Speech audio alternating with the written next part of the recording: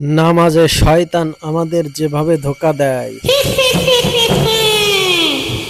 তোর নামাজ আমি নষ্ট করে ছাড়বো।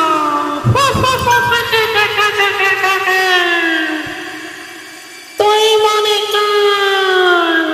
কর তুই কিভাবে খেলাধুলা করবি, কিভাবে স্কুলে মারামারি করিস, কিভাবে ছোটাছুটি করিস, সেগুলো মনে কর।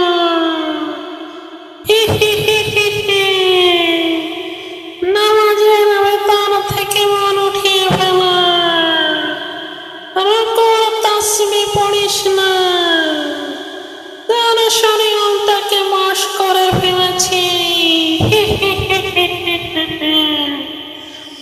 তোর নামাজের ভিতর থেকে মন উঠিয়ে নিয়েছি। সিজদা করতে ভুলে যাও, সিজদা করিস না, উঠে দাঁড়া। সূরা কিরাত ভুল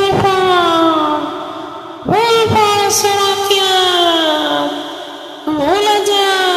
কিভাবে খেলাধুলা করিস মনে কর, মনে কর। নামাজের ভিতরে ঘুমায় নামাজের ভিতরে ভালো লাগে না। তোর মনটাকে নামাজ থেকে উঠিয়ে নিয়েছি। তোর নামাজ পড়তে আর ভালো লাগবে না, নষ্ট করে দিয়েছি তোর নামাজ। রুকু করিস না, সিজদা করিস না, নামাজের ভিতর ঘুমিয়ে পড়। চৌকি কর, মাথা চুলকো, দুই হাত নিয়ে চুলকো, মাথা চুলকো। মশা কামড়া গা চুলকো।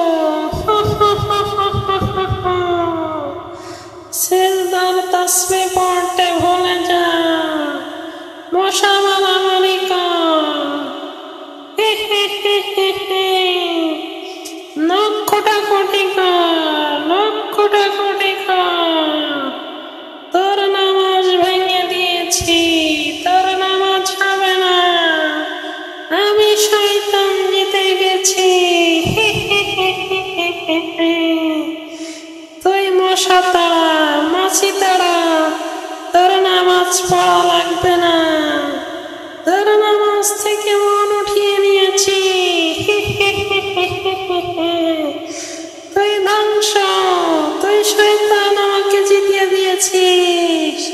তুই আমার দলের লোক হয়ে গেছিস। তোকে আমি বশ করে ফেলেছি। নামাজের ভিতরে শয়তান থেকে কিভাবে বাঁচবো?